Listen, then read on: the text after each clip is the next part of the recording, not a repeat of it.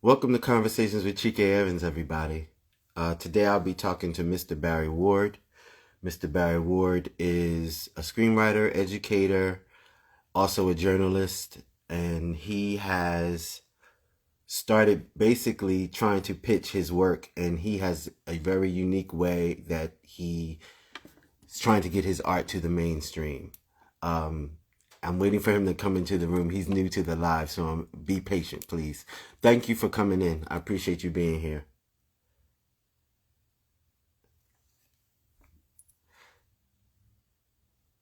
And thanks, guys, for the all the attention to the Faith Evans interview. I appreciate all your kind words and the fact that you even tuned in, because you don't have to be here, but you come here because I hope you like the content. And if you do, please go to the YouTube and like the official page, share it, subscribe, all that good stuff.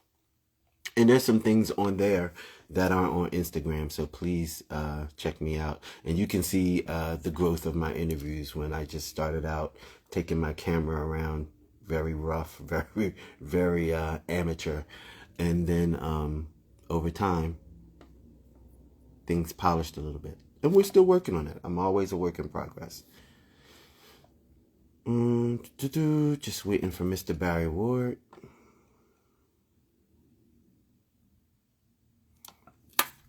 Let me send him an invite, see if he get that.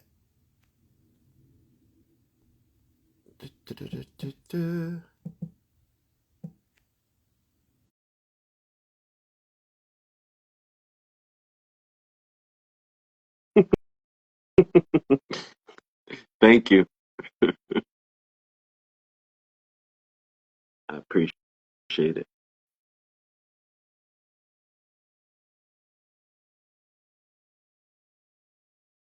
I know that we talked, Mr. Barry and I talked before this, and he had never gone live before. So this is always interesting.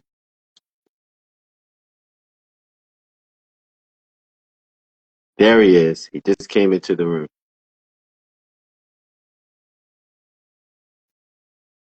TJ, the real. I remember you from my interview with Faye. Thanks for your kind words. I appreciate you. Barry, I see that you're in the room. Did you get my invite? If you don't see it, then go ahead and ask to come into this room. So I just got an indicator that you were unable to join. Um, actually, a request to join. There should be an indicator on your screen that asks if you want to join. I might also ask you at this point in time, because I know this is a part of it too. If you don't have the latest version of Instagram, it won't let you go live. So please make sure you have the latest version.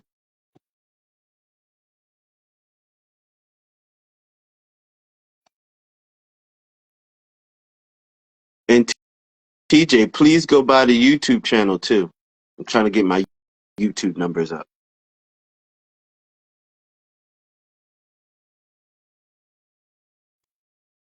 And if you guys didn't know, if you haven't, oh, okay, bet. I appreciate that. And if you guys didn't know, I'm also on the Stephen Knight Show. I also do a correspondence for Philly Soul Now, if you want to follow them. And yeah,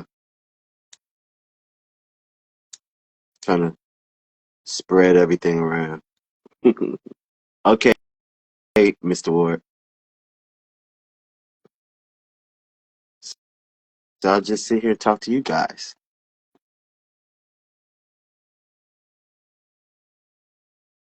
Yeah, I did. Yep.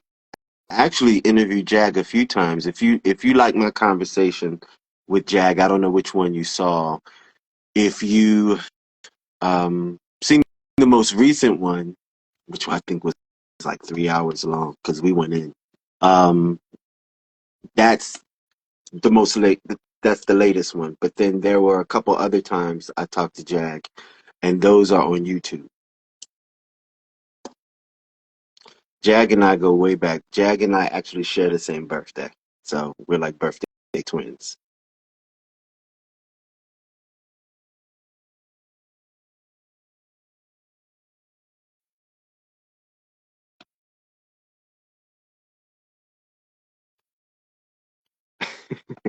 K Tukes, what's going on, brother?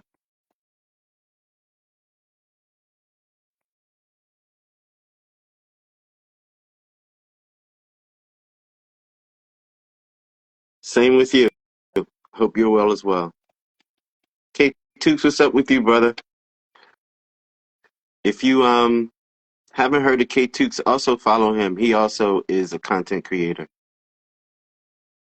Okay, I'm patient, brother. I can wait.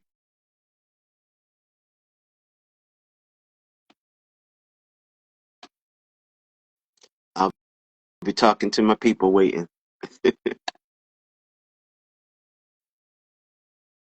That's good. Love to hear that.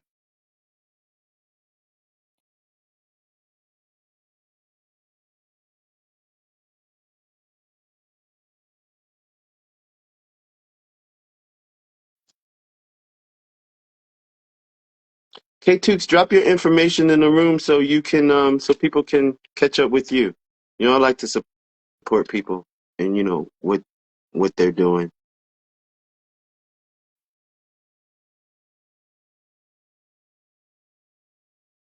It's one of the things that I try to do for myself. I like to promote people. Whoever's doing something positive, I like to get behind them and help, push them forward. I'm not part of the nasty podcast content creator community. I think that there's plenty of room out here for everybody to get a piece of the pie. This is an infinite space, and it's room for all of us. Seriously, there's no need to be nasty and contrite and backstabby. I hate that.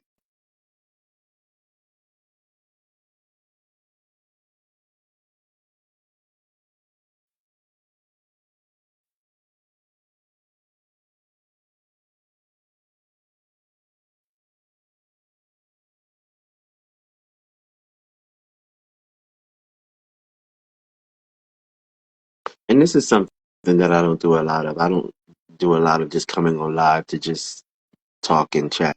And even like now, I'm not here to talk and chat. I'm actually waiting for an interview. But I like talk. Yeah, there you go. Thank you for putting it in there. Yep.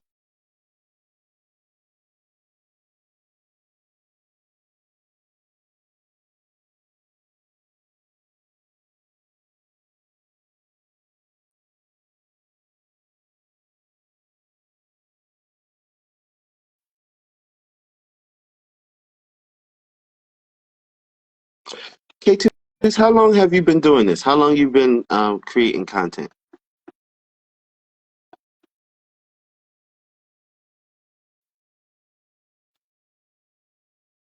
Welcome to the live. We're just waiting for the guests to come back into the room. Brother, I'm trying. I just do what I do. I don't try to do the greatest thing. That's not really why I'm here. I'm here to expose things that I love or things that I have interest in, and I try to do it in a very basic way. And the reason that I do it in a basic way is because I also have another three lives that I'm doing, and I'm not in it to be some dynamic superstar. It's just I like information and I like to expose things that I love. It's almost Chike's favorite things, and my things happen to be people that are creating something or something positive to give to the universe. That's what I'm about. I'm all about good energy. All right, Mr. Barry Ward is here. Let's see if I can get him in the room. December 2012. Okay. Well, congratulations, brother.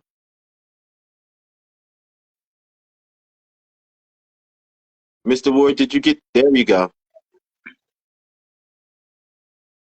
Okay, so see now I don't see you, and I was having this same problem the other day. But Oh, I want to nip this in the bud today because I don't understand why I don't see you. Okay, what did you just do? okay. Could you see me then? No, I couldn't see you there, but I saw the icon for your profile. I just So hit. hit the button to take out the camera. To take You out know the the camera. camera, yeah. Hmm. There we go. Now All right. just flip it around to you. There, There you there you go. go. So All right. the very same thing happened to Faith when I interviewed her, and I couldn't understand what was happening. And she she said it was on my end. And so I just wanted to understand what that was because that never happened before. Okay. So, Okay. so Well, I'm tell on me. my Go ahead. no, I'm sorry. Yeah, I was just gonna say I'm on my phone now. See, Okay, earlier I tried it on my laptop, but for some reason it didn't work. So that's what it was because she was on her pad. That's why. Now I know. yeah. Thank you. All right. You helped me. All right. Are you comfortable? Are you in a Yeah, good? You ready to go? yeah, I'm ready to go. Okay. I just want to move my camera up a little bit because I feel like my head is cut off. CK Tooks, this is not action news here. This is I'm rough around the edges. All right. All right. I'm ready to go. All right. Mr. Barry Ward, how are you, brother? Doing well. How about you? I'm doing well. I'm blessed. And so the reason that I wanted to have you on is because you're a screenwriter, you're an educator, you're also a journalist, and you are out here trying to get your work planted somewhere and seen and recognized. And you're willing to do out of the normal activity for that to be accomplished. And you just recently did a competition which would allow you to do that. And I want you to talk about that a little bit because I'm very interested in stepping outside the box. And I think that if more people thought outside the box, they would have more success, especially in the arts, with trying to get their art to the masses. So tell everybody who you are, and then we can go into what you did. Okay then. I'm originally from Elizabeth City, North Carolina, small town in the northeast part of the state, home to Elizabeth City State University, a HBCU that's in the CIAA. That's what most people probably know Elizabeth City from, that and the Coast Guard base. But I've been writing since maybe like fifth grade. Fifth grade was the first time I came up with my first movie premise, and it was a romantic comedy. Okay.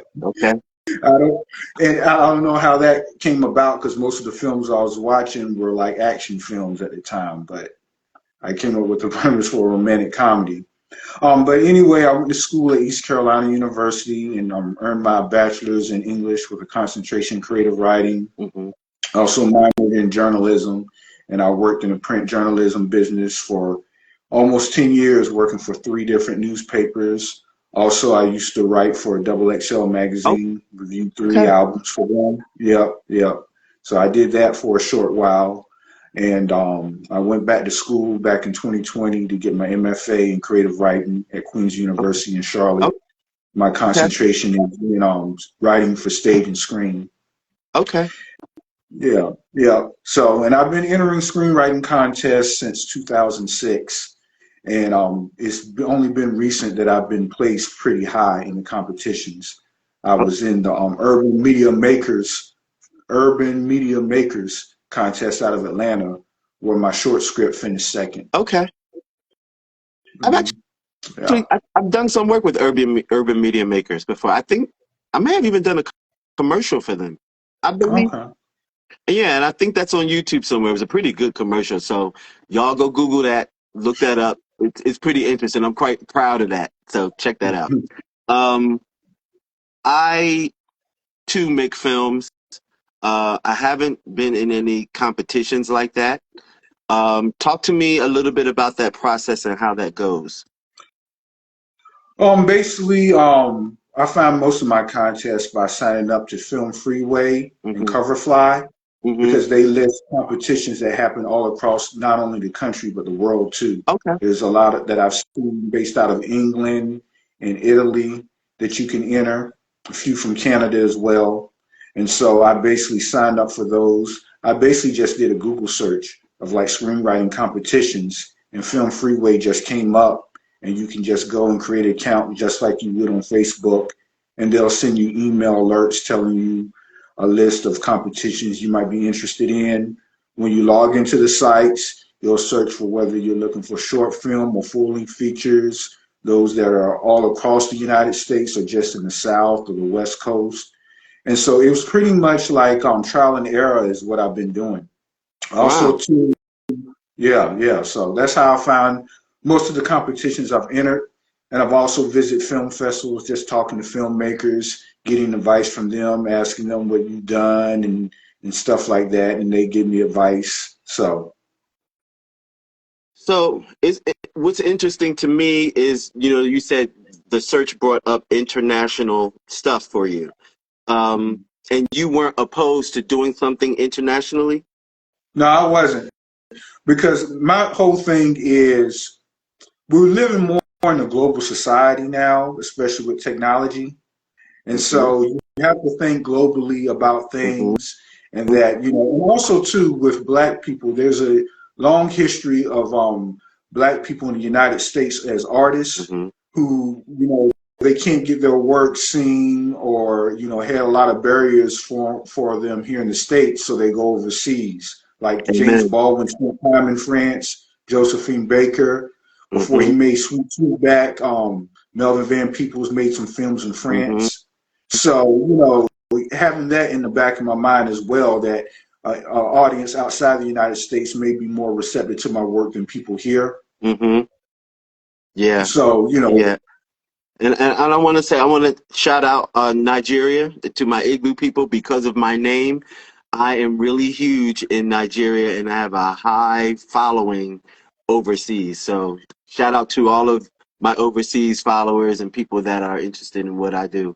And I also think that, if you're successful, if that's the route that you're going for to be successful and to be seen and accepted by multiple people, why would you think down a narrow pathway of just secluding yourself to these United States when there's a whole wide world out there of people that appreciate art? So, if you're not thinking about that, then maybe you want to open your spectrum up to global. yeah, So I think that's it's very important that you said that. yeah, that's something also too. My professors, when I was in the grad school program, they Mm-hmm. not only had me watch films from the United States, but films from Italy and France and Ireland and South Mm-hmm. Korea to take a look at them because Yeah. they were talking about the importance of broadening your scope as far as the type of cinema that you consume. Mm-hmm. And as a film critic, because I do that for the Stephen Knight Show, it's another show that I work for. Um, One of my biggest critiques as a film critic is I prefer some foreign films because they don't go by the same formula that we do here in America. So you don't get that same monotony when it comes to the arc of a story. Those foreign films, they hit different. I'm just telling you, you might not want to deal with those subtitles all the time, but if you get into that storyline, you'll see those twists and turns. It's more like a roller coaster ride. Check them out. Mhm. Mhm. So, talk to me about what's with Screen Crafters. Was that the name of the contest? The Yes, latest one? Yeah. Screencraft, yeah, it was a pitch contest. You can go on YouTube and watch it. I was one of 8 finalists selected to pitch my screenplay idea to a panel of 4 judges. Two of them were literary managers and producers, Mm-hmm. while the other two were actual professional screenwriters. One of them was David. I forgot his last name, but he won the Oscar for co-writing Black Klansman with Spike Lee. Mm, okay. And yeah, and then another judge was Wendy Mm-hmm. Calhoun. She was a writer on the TV show Empire, so she was Mm-hmm. another judge. So that one too, I found through Coverfly, and so I entered it, and I think they said about 40,000 people from around the world entered the contest, Wow. and I was one of 8 because I know one of the finalists lives in Australia and another one lives in Canada. Wow. So So the good thing about that type of exposure is you don't know who's can see you. You don't know how many people have laid their eyes or heard about you, and you don't know what rooms your name is floating around in. And sometimes just because you don't hit the bullseye doesn't necessarily mean that you won't hit. Sometimes your name will linger in the room. Sometimes your name will linger in the room for years, and you are remembered. And if you ever decide to do something again, they're going to remember your name and they're going to remember your work. And again, part of the reason why you're here is because I wanted to show people that there isn't just one way of getting in the door. You know, people always talk about that proverbial door to go through to get to wherever that goal is, that where you're going. Well, sometimes the door isn't a door. Sometimes the door is a crack. Sometimes it's a window. Sometimes it's through the basement. You never know how you're going to get in, but you just have to try. And I appreciate the fact that you're diligent in doing what you're doing to get your art out there. Can you talk to me a little bit about like the process of the contest and the things that you had to do within the contest and the experience of going to the levels to get where you arrived? Okay. Well, my first step to the contest was actually watching another contest. Mm, I'm also registered with the International Screenwriters Association, mm-hmm. where I get emails from them not only about contests, but also webinars where I can learn about different aspects of screenwriting. And one of the But pause webinars, right there because I want to add something. I'm so because I'm catching things as you're saying it. When he's telling you all that he's a student of the game, he's not just in it to be in it. He's also learning about it as he's going along. He's doing research about the path that he's on while he's actually in it. That's very important because if you're going to play the game, you got to know the rules of the game. And then sometimes the rules change in the middle of the game. You got to stay abreast of what's going on so you can be the better player. I like that. yeah. So I went and saw a webinar that International Screenwriters Association had of people giving their pitches of their screenplays. Mm-hmm. And after they give their pitch, a panel of judges, I think 3 to 4 people, would give their critique saying what was good, what wasn't good. And all the while I was watching it, I was taking notes, learning so that when I do my pitch, I could Mm-hmm. be a lot better. And I think that really helped me in becoming a finalist in the screencraft. So Mm-hmm. when I saw the screencraft, I entered it. First step, everybody had to write their pitch. It couldn't be more than like 350 words and just submit it. Mm-hmm. And then the people who they liked it moved on to the semifinal round. And then they asked us to record ourselves giving our pitch and then posting it on Venmo. And then they would take Vimeo. Yeah, Vimeo. Venmo is the money thing. But the other V, Yes. file sharing site. And I posted up there, and they took a look at it, they liked it, and they said, we want you to come in as one of the 8 finalists to actually pitch it to our panel of judges.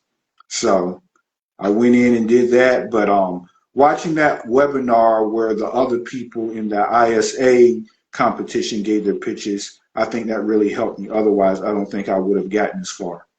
Mm.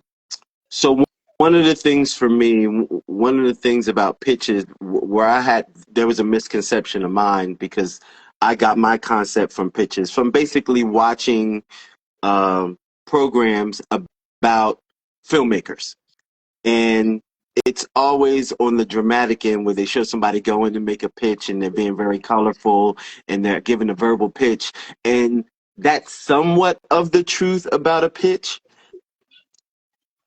That's not the full story because in a real pitch, they want you to get to the crux of the matter in a short amount of time, and you have to snatch their attention like pretty quickly, and also at the same time leave them hungry for more.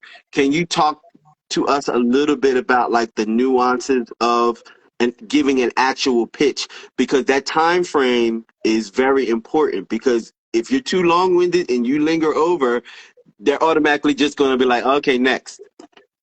Yeah, well, in the contest I entered, they told us, they gave us strict rules. You don't go over 3 minutes. Mm, So, okay. so going into it, I already knew that, which is kind of hard But one thing Mhm. I appreciated about the judges is that they admitted that was hard. And Mhm. so going into it, I knew I had to capture the audience attention, not have them leaving not knowing what the story is about, Mhm. and at the same time also telling them what motivated me to tell this story and why I'm unique to tell this story Mm. compared to somebody else. But seeing that webinar that I told you about earlier really helped me. I Mhm. noticed that everybody started off by either telling a personal story of themselves Mhm. and how that led into writing it, or they went and said something that really captured people's attention. For me, since my screenplay, it was called Jason's True Example, and I describe it as an anti-white savior satirical coming-of-age comedy. Mm. It's kind of like an anti-Blind Side. Mhm. So, so I started it by saying names of movies that I knew most people knew. I just Mhm. started by saying The Blind Side, The Help, Green Book. What do Mhm. these films have in common? Then I go, pause, people of color being saved by a white person. Mm. So that kind of grabbed their attention, especially Wendy had said that, because she was like, okay, where is he going with this? And then I give a spin on what the story's about and what motivated me to write it and, just basically tell the nuts and bolts of the story. So it's almost a miracle that I was able to do it within 3 minutes, but I was able to do it. But I had practiced. I had practiced, writing it. I had practiced saying it to myself, recording myself, and teaching myself before I even got to telling it to the judges. So, Right. And so, are you in association with any of your competition? Like, did you befriend them like through social media or anything like that? yes, all 8 finalists we meet online once a month.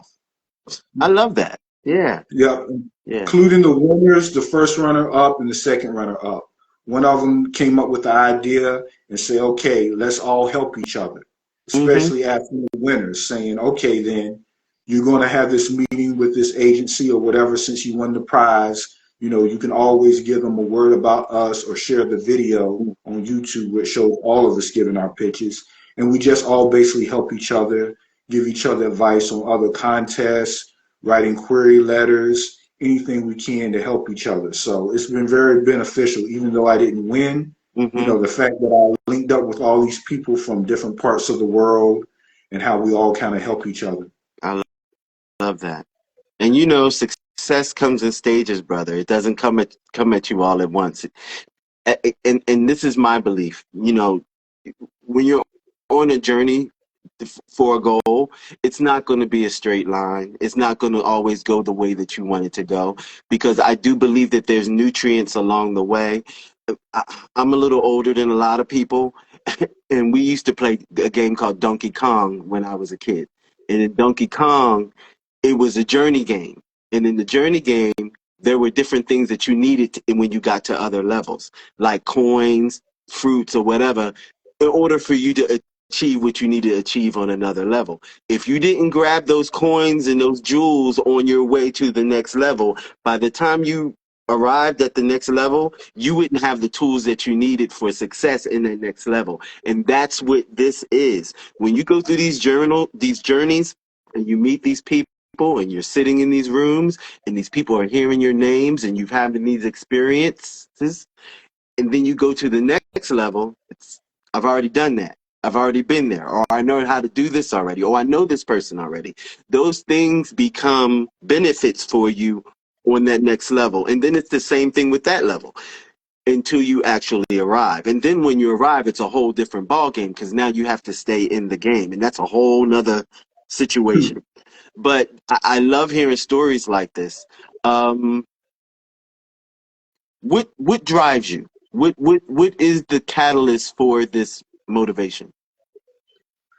I think coming from a small town that most people never heard of, Mm-hmm. ever since I was a child, I thought it was unique that I live in both a city and a state that had two words in its name, Elizabeth City, Mm-hmm. North Carolina. Mm-hmm.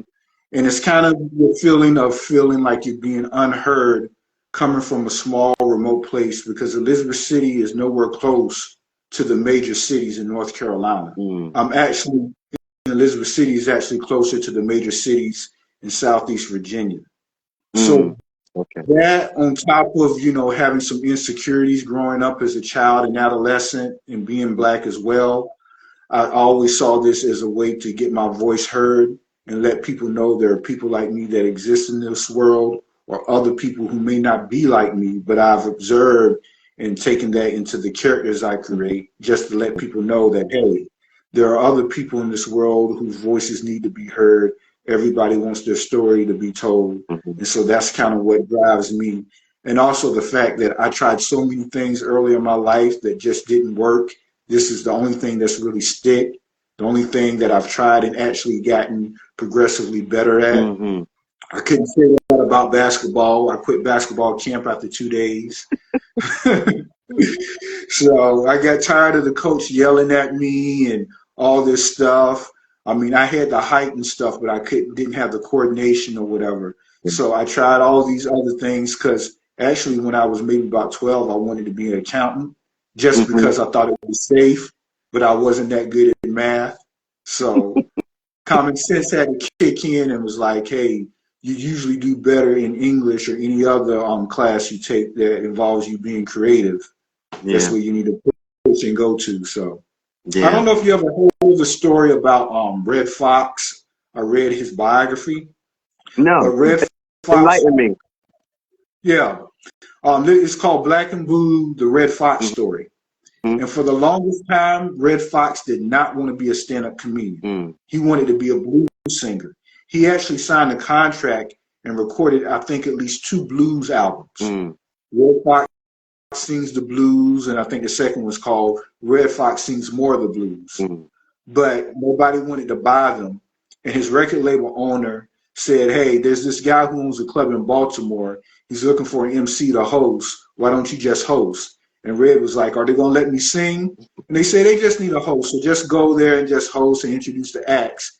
And Red Fox would just riff in between the acts. The audience assumed he was a comedian, but he wasn't. Mm-hmm. He was just a blues singer. He just took it because it was a paying gig. Mm-hmm. And everybody loved him. They said, Red, you need to come back and host again. And he's like, okay, but when you gonna let me sing? It wasn't until about the 3rd or 4th time he emceed that he finally realized people will not pay to hear you sing the blues, but they will pay to hear you tell jokes. And that's how his stand-up career started. It was something that he was constantly trying to fight. He didn't know he had this natural gift of humor. Wow. So That's a good story. And it's actually the total opposite of Jamie Foxx. Like Jamie Foxx was the other way around. That's decent. And I like stuff yeah. like that because more and more I've been hearing confirmation of people winning when they submit to being themselves. The more authentic you are at being yourself, the more you are open for success. Because no one can be the best you that you can be. There's only one individual like you. God only created you. There's no one else like you. And there's no one else that can duplicate you. So be the best you. You may admire someone else. Someone else may inspire you. But the best that you can be is the best thing that you can offer to the universe. Mm-hmm. Yeah. Agree. Yeah. Yeah. Mr. Barryward, please tell people where they can find you and follow you. And for full disclosure, um, we've never met. We connected on LinkedIn. And I heard your story because we were in the inbox, the chat box, and we were talking, and you shared a little bit of your story with me, and I became interested in your story, and I thought that other people would need to hear your story for inspiration because I'm all about that. I'm all about inspiration, and I'm all about exposure.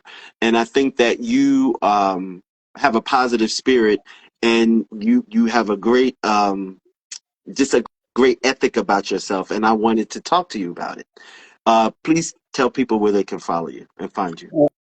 Okay, you can follow me on Instagram, Ward BRRY0412. You can also follow me on Facebook, and yeah, and also on LinkedIn. You can follow me there as well. On my LinkedIn page, I have video of that pitch that I gave on that's broadcast on YouTube from Screencraft, as well as video about me finishing second place in Urban Media Makers. So I got a lot coming. I live here in Raleigh, North Carolina now. I've been here for 4 years. I've been active in the Triangle Sketch Comedy, part of a group who writes sketch comedies. Mm-hmm. It's built just like a writer's room on television, where we bring in our material, everybody critique it. We have actors who audition, cast them, and put on the shows for it. So if I can leave anybody with anything as far as inspiration, is it doesn't matter how small something is. You know, always try to keep yourself active in your art, even if it's something local, because you never know who may be watching. It's a great way to hone your craft and get better at it. So, you know, it's just like with sports. I mean, you're 12 years old and want to play the NBA, but you don't go from, you know, middle school straight to the NBA. You got to play in the middle school team, the high school, college, so forth. Yep. So kind of keep that in mind when you're pursuing your dreams. And so with my platform, I have a section, it's toward the end, and I get my guests to manifest something from the universe for themselves. So what is the thing that you want to manifest for yourself? Peace of mind. Mm-hmm. Don't try to overthink everything. Be at peace and comfortable with what it is that you do. Mm-hmm. Everybody may not see it right away as clearly as you do, but one of the worst things to do is not to be yourself and do something that you feel denigrates who you are as an individual. So always keep that in mind. Mm-hmm. Amen, brother. Mr. Barry Ward, thank you. I thoroughly appreciate this conversation. And it's actually inspiring for me. You know, you've given me some extra petrol to want to move forward and dig in a couple more avenues and go in a couple other different directions. So I appreciate you. And I'm more than sure that we will run into each other again, just simply because I feel like things will be shifting for you in a different way soon. That's just a feeling that I have. So keep your eyes peeled, keep your heart open, and keep your mind sharp. Thanks, brother. I All appreciate it. right, brother. You be well. You too. All right, be blessed. All right. Same to you.